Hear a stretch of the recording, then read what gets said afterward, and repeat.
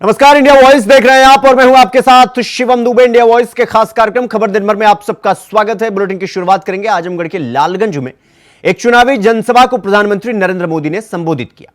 इस दौरान उन्होंने यूपी के मुख्यमंत्री योगी आदित्यनाथ की जमकर तारीफ की। प्रधानमंत्री ने कहा कि जो सफाई वो करना चाहते थे वो योगी जी यूपी में कर रहे हैं।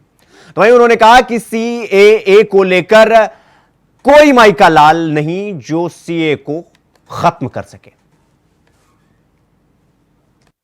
सपा कांग्रेस जैसे दलों ने यूपी सहित पूरे देश को दंगों की आग में झोंकने का भरपूर प्रयास किया। आज तक ये इंडी गठबंधन वाले कहते हैं कि मोदी ये जो सीएए लाया है ना, जिस दिन मोदी जाएगा ये सीएए भी जाएगा। भाइयों बहनों, क्या इस देश में अब कोई माई का लाल पैदा हुआ है जो सीएए को खत्म कर सके? यूपी के शहजादे को इन कामों से पेट में क्यों दर्द होने लगता है? इन्हें लगता है कि इस क्षेत्र का विकास हो गया तो इनकी दुकान कैसे चलेगी? आपने तो सपा के गुंडाराज के वो पुराने दिन देखे हैं। बाजार शाम 7 बजे बंद हो जाते थे, माताएं बहनें बाहर नहीं निकल पाती थी, पढ़ाई लिखाई तक के लिए बेटियों का निकलना मुश्किल होता था। भाइयों और बहनों, आज भाजपा सरकार में यूपी इन सारे संकटों से बाहर निकल आया है और योगी जी ने यहां दंगाइयों की, माफियाओं की, अपहरण फिरौती गैंग की, मेरा जो स्वच्छता अभियान है ना, योगी जी ने उत्तर प्रदेश में बराबर चलाया है।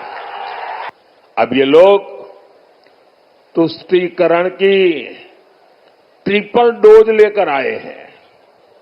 एक तरफ ये लोग पिछड़े, दलित, आदिवासी का आरक्षण छीनकर अपने वोट बैंक को देना चाहते हैं। दूसरी तरफ ये इंडी गठबंधन वाले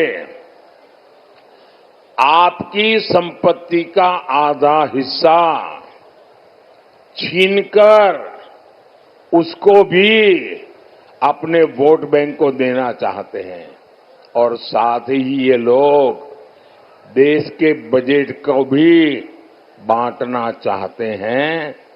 बजट का 15% भी अब वहां सीधा का सीधा माइनॉरिटी के नाम पर ही अलॉट करना चाहते हैं।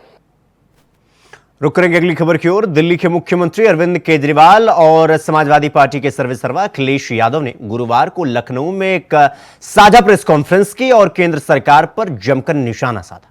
अरविंद केजरीवाल ने कहा कि मैंने कुछ दिन पहले कहा था कि लोकसभा चुनाव के बाद यूपी के मुख्यमंत्री योगी को हटा दिया जाएगा। योगी को हटाने की बात पर बीजेपी के किसी नेता ने कोई बयान नहीं दिया। योगी जी का हटना अब तय है।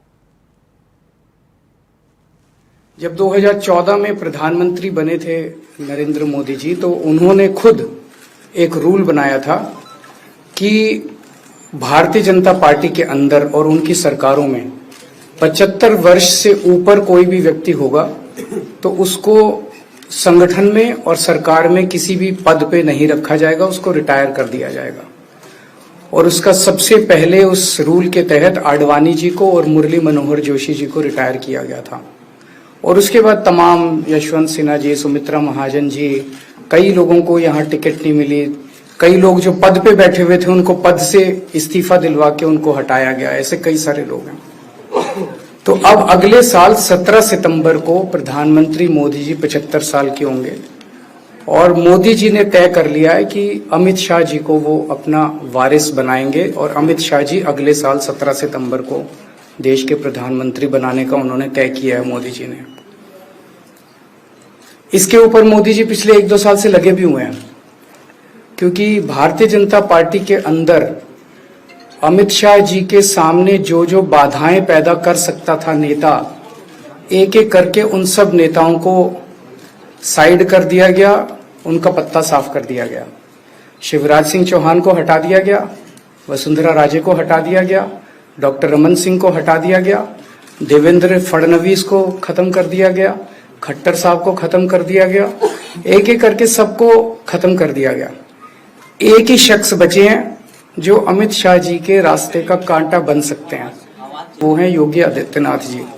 अब योगी आदित्यनाथ जी को इन्होंने हटाने का पूरा मन बना लिया है, और अगर इनकी सरकार बनी तो 2 महीने के अंदर योगी जी को भी उत्तर प्रदेश के सीएम से हटा दिया जाएगा। पिछले 4-5 महीने से इन्होंने शोर मचा रखा है, 400 पार 400 पार 400। क्यों? कहते हैं नहीं मोदी जी कुछ बड़ा काम करना चाहते हैं। तो लोगों ने खोद खोद के पूछा, भाई क्या बड़ा काम करना चाहते हैं, कुछ बताओ तो सही। तो उन्होंने नहीं बताया। लोगों ने फिर अंदर से पता किया कि बड़ा काम ये करना चाहते हैं कि देश से रिजर्वेशन खत्म करना चाहते हैं। हम जानते हैं कि इनका जो पूरा इकोसिस्टम है, आरएसएस, बीजेपी, शुरू से ये लोग रिजर्वेशन के खिलाफ रहे हैं। इनकी पूरी की पूरी मानसिकता रिजर्वेशन के खिलाफ रही है। तो मैं सभी लोगों को ये आगाह करना चाहता हूं कि ये बड़ा काम इनको 400 पार इसीलिए चाहिए क्योंकि ये रिजर्वेशन खत्म करना चाहते हैं। संविधान को, बाबा साहब अम्बेडकर ने जो संविधान बनाया था, उस संविधान को ये तार तार करना चाहते हैं। पूरे देश भर से अब जो ट्रेंड आ रहे हैं, वो ट्रेंड ये दिखाते हैं कि भारतीय जनता पार्टी को 250 से भी नीचे, मेरे हिसाब से 220 के आसपास, 3-4 दिन पहले भी मैंने कहा था, 220 से कम सीटें इनकी आती हुई नजर आ रही हैं। इनकी सरकार बीजेपी की सरकार नहीं बन रही है, इंडिया गठबंधन की सरकार बनेगी, और इंडिया गठबंधन की सरकार जो है वो देश को एक प्रगति के रास्ते के ऊपर लेके जाएगी। इस तरह से जो पूरे देश के अंदर एक नेगेटिविटी इन लोगों ने फैलाई है, उसको हम लोग ठीक करेंगे। जो देश का माहौल है और 4 चरणों में भारतीय जनता पार्टी चारों खाने चित्त हो चुकी है और उनके आंसुओं की नदी उफान में है। भारतीय जनता पार्टी जो 400 पार का नारा दे रहे थे, अब समझ में आया है 4 चरणों के बाद, वो बात तो ठीक है कि आरक्षण पे सबसे पहले हमला करेंगे, लेकिन 400 पार नारा इसीलिए दे रहे हैं कि 543 में 400 के बाद वो सीटें देख रहे हैं, तो वो केवल 143 बन रही हैं। तो वो स्वयं स्वीकार कर रहे हैं कि 143 से ज्यादा वो सीटें जीतने वाले नहीं हैं, क्योंकि 400 पार सीटें 143 ही बनती हैं और 140 करोड़ की जनता इस बार इन्हें 140 सीटों के लिए भी तरसा देगी। ये यूपी, दिल्ली और पंजाब ये 99 सीट के खेल में ही उलझ जाएंगे। यहां कुछ इन्हें हासिल होने वाला नहीं है। रोटी कपड़ा और मकान की तो लड़ाई हम लोग लड़ेंगे, लेकिन रोटी कपड़ा और मकान से पहले हमें संविधान बचाना है। संविधान बचेगा तो लोकतंत्र बचेगा, और बाबा साहब भीमराव अम्बेडकर जी का दिया हुआ संविधान ये हमें अधिकार, हमें न्याय दिलाता है। भारतीय जनता पार्टी की इस साजिश को आम लोग समझ गए हैं और इस बार सबसे बड़ी हार भारतीय जनता पार्टी की होने वाली है। बाबा साहब भीमराव अम्बेडकर जी का दिया हुआ संविधान ये हमें अधिकार, हमें न्याय दिलाता है। भारतीय जनता पार्टी की इस साजिश को आम लोग समझ गए हैं और इस बार सबसे बड़ी हार भारतीय जनता पार्टी की होने वाली है। अभी तक तो हम ये कहते थे कि ब्रह्मांड का सबसे बड़ा झूठ बोल रहे हैं, अब लग ये रहा है हारने के बाद ये ब्रह्मांड का झूठ का विद्यालय खोलेंगे। तो बुलेटिन में रुकेंगे एक छोटे से ब्रेक के लिए। खबरों का सिलसिला जारी है, फौरन लौट रहा है। ब्रेक के बाद एक बार फिर आप सबका स्वागत है। मेरे साथ रुक करेंगे अगली खबर की ओर। अगली खबर फतेहपुर से, जहां फतेहपुर में एक चुनावी जनसभा को संबोधित करते हुए उत्तर प्रदेश के मुख्यमंत्री योगी आदित्यनाथ ने इंडिया गठबंधन की तरफ से लगाए गए आरोपों पर पलटवार किया। सीएम योगी को पद से हटाने वाले केजरीवाल के आरोप पर सीएम योगी ने कहा कि एक बार नहीं 100 बार, एक जन्म नहीं 100 जन्म, देश के लिए, सनातन हिंदू धर्म के लिए हम सत्ता को ठुकरा सकते हैं, अपना सर्वस्व न्योछावर कर सकते हैं। आम आदमी पार्टी के अध्यक्ष अरविंद केजरीवाल जी इस समय अभी अभी जेल से छूटे हैं, तो जेल का साइड इफेक्ट उनको हो रहा है। साइड इफेक्ट इस रूप में, उनको यह लगता है सत्ता ही उनके लिए सब कुछ हो गई है। उनको यह लगता है कि सत्ता अब उनकी गई तब गई, अब अपनी सत्ता के साथ मुझे जोड़ते हैं। अरे भाई अरविंद जी, मैं तो एक योगी हूं। मेरे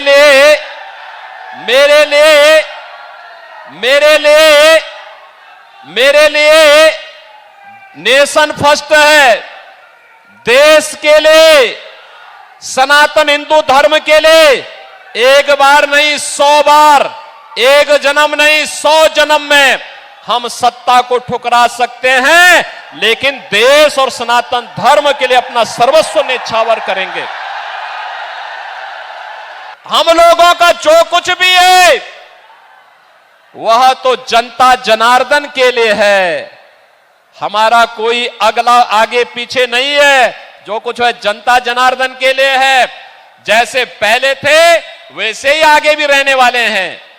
मुख्यमंत्री हैं, अपने नेता के मिशन को जमीनी धरातल पर उतार करके गांव, गरीब, किसान, नौजवान, महिलाएं और बिना भेदभाव के योजनाओं को जनता जनार्दन के लिए समर्पित करने का काम भी कर रहे हैं, और साथ साथ बेटी और व्यापारी की सुरक्षा की पुख्ता व्यवस्था भी कर रहे हैं। अयोध्या में रामलला का भव्य मंदिर के निर्माण में भी योगदान दिलवा रहे हैं। तो माफिया और अपराधियों का और दंगाइयों का राम नाम सत्य है की यात्रा भी निकाल रहे हैं। लेकिन आपने दिल्ली की सत्ता जिस उद्देश्य से हासिल की थी, याद करिए, आपने कांग्रेस के खिलाफ अन्ना हजारे जी के मिशन को कलंकित किया। अन्ना हजारे जी ने एक पवित्र मिशन चलाया था, भ्रष्टाचार के खिलाफ आंदोलन पुख्ता किया था, और आज भ्रष्टाचार में लिप्त, देश के पहचान का संकट खड़ी करने वाली, भारत की सुरक्षा पे सेंध लगाने वाली, भारत के विकास को बाधित करने वाली, भारत के अन्नदाता किसानों को आत्महत्या करने के लिए मजबूर करने वाली, भारत के नौजवानों को प्लान करने के लिए मजबूर करने वाली कांग्रेस को अपने गले का हार बना करके आप उसके पाप में शामिल हो गए हैं। और यही कारण है, देखो, संगति का असर तो पड़ता ही पड़ता है। कांग्रेस के भ्रष्टाचार में लिप्त हो गए तो स्वयं भी लिप्त होते होते जेल की शिक्षों के अंदर चले गए, और जेल के साइड इफेक्ट को मुझ पे थोपने का प्रयास कर रहे हैं। मुझ पे मत थोपिए, लेकिन एक बात मैं जरूर बोलता हूं कि दिल्ली की जनता बड़ी सुकून से थी। आप फिर बाहर आ गए हैं। आपकी खांसी से दिल्ली की जनता भी खांसते हुए दिखाई दे रही है, हाँफते हुए दिखाई दे रही है। क्या कर दिया है आपने दिल्ली को? अरे आपको स्कूल का मॉडल देखना है तो मोदी मॉडल देखो। अटल आवासीय विद्यालय मोदी जी के मार्गदर्शन में जो यूपी के अंदर बने हुए हैं। ऑपरेशन कायाकल्प के अंतर्गत 1,36,000 विद्यालयों का जो ऑपरेशन कायाकल्प हुआ है, आकर के कभी यूपी में टहल तो लो, देख तो लो। तो वहीं मुख्यमंत्री योगी आदित्यनाथ ने गुरुवार को कौशांबी लोकसभा क्षेत्र के मंझनपुर में विशाल जनसभा को संबोधित किया और भाजपा प्रत्याशी विनोद सोनकर के लिए अधिक से अधिक मतदान करने की अपील की। इस मौके पर सीएम योगी ने कौशांबी में डबल इंजन सरकार की तरफ से किए गए कार्यों और उपलब्धियों की चर्चा की, तो समाजवादी पार्टी और कांग्रेस पर भी जमकर हमला बोला। सुनिए। ये प्रयागराज का माफिया हो या गाजीपुर का माफिया कौन अपने गले का हार बनाया था? मैं पूछना चाहता हूं कौशाम्बी की जनता से, बहनों और भाइयों, मैं पूछना चाहता हूं, क्या पूजा पाल के पति राजू पाल पिछड़े नहीं थे क्या? क्या उमेश पाल पिछड़ा नहीं था क्या? लेकिन समाजवादी पार्टी का क्या रिश्ता था कि वह इन लोगों को राजू पाल के लिए, उमेश पाल के लिए और इन माफियाओं के द्वारा मारे गए सैकड़ों लोगों के प्रति, वो निषाद जाति के भी थे, पटेल जाति के भी थे, ब्राह्मण भी थे, ठाकुर भी थे, अन्य सभी जातियों से थे, कोई खटिक था, कोई अनुसूचित जाति था, अलग अलग जाति के थे। इनके मरने पर समाजवादी पार्टी की संवेदना इन परिवारों के प्रति नहीं होती थी, इनकी संवेदना तो उन माफियाओं के प्रति होती थी। और बहनों और भाइयों, आपने देखा होगा कैसे माफिया मिट्टी में मिल गए, कैसे माफिया मिट्टी में मिल गए, नामो निशान मिल गया। और उस बूढ़ी माता को उसका अधिकार हम लोगों ने दिया, उसका 10 बीघा खेत वापस उसको कराया गया और साथ साथ 10 वर्ष में जितना माफिया और उनके गुर्गों ने कमाया होगा वह भी वसूली हमने किया और साथ साथ उस माफिया के ऊपर बुलडोजर चलाने का भी काम किया गया। समाजवादी पार्टी का मतलब जो संस्कार से जिसका कोई संबंध न हो, अपने से बड़े छोटे का लिहाज नहीं करते लोग, अपने से बड़ों को जबरदस्ती धक्का दे के बाहर कर देते हैं। और यही नहीं, ये लोग ठीक उल्टा आचरण करते हैं। जैसे राम भक्तों पर गोली चलाते थे और देशद्रोहियों पर दायर मुकदमों को वापस लेने का काम करते थे। गरीब इनके समय में भूखों मरता था, किसान आत्महत्या करता था, नौजवान की नौकरी पे सेंध लगाते थे। और बहनों और भाइयों, दूसरी तरफ इनके द्वारा राम भक्तों पर गोली चलाई जाती थी। इनके समय के कारनामे अगर उजागर हो जाए तो समाजवादी पार्टी के नेता कहीं मुंह दिखाने के लायक नहीं बचेंगे। खबरों में आगे बढ़ेंगे। आपको बता दें कि जौनपुर में प्रधानमंत्री की जनसभा में एक बच्चा प्रधानमंत्री की पेंटिंग बनाकर लेकर पहुंचा था।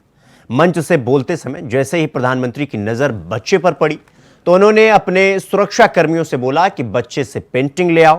प्रधानमंत्री ने बच्चे से पूछा कि पेंटिंग आप खुद बनाए हो, जिस पर बच्चे की प्रधानमंत्री ने जमकर तारीफ की। उस बच्चे से खास बातचीत की इंडिया वॉइस के संवाददाता विवेक कुमार। सुनिए। पहुंचे प्रधानमंत्री नरेंद्र मोदी ने एक जनसभा को संबोधित किया। उनकी जनसभा में एक जो है कृष्णा नाम का बच्चा अपने हाथों से पेंटिंग बनाकर पहुंचा, तो पीएम मोदी ने बच्चे की तारीफ करते हुए पेंटिंग को अपने हाथों में ले लिया। तो कैसे लग रहा है आज पीएम मोदी ने आपका पेंटिंग को हाथों में अपने लिए? बहुत ही अच्छा लग रहा है। घर से पेंटिंग बना के आए होगे, क्या लगता है पीएम मोदी ले लेंगे, सोचे थे? हाँ, लग रहा था। आज प्रधानमंत्री जी को आपने देखा, कैसा लग रहा है? बहुत ही अच्छा। मोदी, मैं हूँ मोदी का परिवार, क्या इसके बारे में क्या कहेंगे? मैं हूँ मोदी का परिवार। किसके साथ आए आप? पापा। क्या नाम पापा का? सुधाकर शुक्ला। और बिल्कुल जो है बच्चे के पिताजी से एक बार हम बात कर लेते हैं। सर, मैं हूँ मोदी का परिवार, बच्चा अपने टी शर्ट पे लिखा है, तो आप भी मोदी के परिवार, तो कैसे देख रहे हैं? बहुत अच्छा लग रहा है वाकई। हम तो अपने बच्चे के टैलेंट के बारे में क्या कहेंगे? प्रधानमंत्री मोदी ने तारीफ किया। नहीं, बच्चा है, सीख रहा है पेंटिंग इसको शौक है और बना रहा है, अच्छी बात है। तो आज कैसे देखे मोदी जी की जो भाषण थी, क्या सीख मिली आपको? मोदी जी तो देश के बारे में, एक जनता जनार्दन के बारे में वो ख्याल रखते हैं, सोचते हैं और कल्याण कर रहे हैं और उम्मीद है कि वो तीसरी बार पीएम बन जाएंगे। बच्चे की तारीफ मंचों से किया, तो कैसा गर्व महसूस कर रहे हैं? नहीं, बहुत, ये तो गर्व की बात है मेरे लिए और पूरे जनपद के लिए कि देश का प्रधानमंत्री आज जौनपुर में एक छोटे से बालक का के काम की तारीफ किया और मंच से, विशाल मंच से उन्होंने इसकी पेंटिंग को स्वीकार किया और बोला कि मैं पत्र भेजूंगा, पीछे डिटेल दे देना, मैं पत्र भेजूंगा। और बिल्कुल जो है यही बच्चा है जो पीएम मोदी ने जो उसके उज्जवल भविष्य की कामना की है मंच से। जौनपुर से विवेक कुमार, इंडिया वॉइस। जौनपुर में प्रधानमंत्री की जनसभा में दो बच्चे मोदी और योगी की तरह वेश बनाकर पहुंचे थे। मंच से बोलते समय जैसे ही प्रधानमंत्री की नजर इन बच्चों पर पड़ी, उन्होंने बच्चों की तारीफ की और कहा कि मोदी की तरह हाथ भी हिलाना सीख गए हो। मोदी योगी के गेटअप में पहुंचे बच्चों से खास बातचीत की इंडिया वॉइस के संवाददाता विवेक कुमार ने सुनी। जौनपुर में 25 मई को मतदान है। आज जो है प्रधानमंत्री नरेंद्र मोदी जो है जौनपुर के टीडी कॉलेज में एक जनसभा को संबोधित करने पहुंचे। तो जनसभा में दो बच्चे जो है आकर्षण के केंद्र हैं। आप तस्वीरों में देख सकते हैं दोनों नन्हे मुन्ने बच्चे जो है प्रधानमंत्री नरेंद्र मोदी जी के वेशभूषा में और योगी आदित्यनाथ के जो वेशभूषा में जनसभा में पहुंचे। तो पीएम मोदी ने दोनों बच्चों की तारीफ की। सीधा इन्हीं बच्चों से हम पूछ लेते हैं, आज पीएम मोदी को जनसभा सुनने के लिए आपने आए तो कैसा लग रहा है? बहुत अच्छा लग रहा है। आपके मन में कैसे आया मोदी जी की वेशभूषा बनने में? हमारा मन था उनसे मिलने का। तो मोदी जी ने आपको तारीफ की, बहुत अच्छा लगा था। कितने पढ़ते हो बेटा आप? 6 में। मोदी जी को पूरा नाम जानते हो? नरेंद्र मोदी। और तस्वीरों में देखिए एक छोटा बच्चा है, ये कौन है, आपका भाई है? नहीं, मेरे गली में का है। और तस्वीरों में देखिए छोटा बच्चा है जो उत्तर प्रदेश के मुख्यमंत्री के वेशभूषे में। क्या नाम है आपका? मेरा नाम नैतिक शर्मा। नैतिक भाई, आज आप मुख्यमंत्री योगी आदित्यनाथ के वेशभूषे में, कैसा लग रहा है? बहुत ही अच्छा। कैसे आपके मन में आया आप मुख्यमंत्री जी के वेशभूषा में चले? अगली साल में मेरे मामा जी लिया के नहीं गए थे, इसलिए इस बार मेरे मामा जी कहे तुम्हें योगी बनना है तो हम लोग आ जा गए। उम्मीद थी आज मोदी जी आपकी तारीफ कर सकते, घर से निकले थे? नहीं, उम्मीद तो नहीं था। आज उम्मीद पूरी हो गई। हाँ। कैसा लगा पीएम मोदी जी ने आपके बारे में कहा? तो क्या कहा उन्होंने? बहुत ही अच्छा लगा। क्या कहा? कुछ मन से कुछ कहा कि ये दोनों नन्हे बालक योगी मोदी के वेशभूषे में आए हैं, बहुत ही अच्छा लगा। और आपको कैसा लगा? हमको भी बहुत अच्छा लगा। बिल्कुल जो है दोनों बच्चे को जो है पीएम मोदी ने उनके जो है मंच से तारीफ की और उनके जो है उज्जवल भविष्य की कामना भी की है। जौनपुर से विवेक कुमार, इंडिया वॉइस। तो रुक करेंगे अगली खबर की ओर। सिद्धार्थ नगर में स्वर्गीय पंडित हरिशंकर तिवारी की पहली पुण्यतिथि के मौके पर समाजवादी पार्टी के राष्ट्रीय महासचिव विनय शंकर तिवारी के नेतृत्व में संगोष्ठी का आयोजन किया गया, जिसमें इंडिया गठबंधन के सपा प्रत्याशी भीष्म शंकर उर्फ कुशल तिवारी समेत पूर्व विधानसभा अध्यक्ष और विधायक माता प्रसाद पांडे और गठबंधन के सभी नेता शामिल हुए और हरिशंकर तिवारी की फोटो पर पुष्पांजलि अर्पित कर उनको याद किया।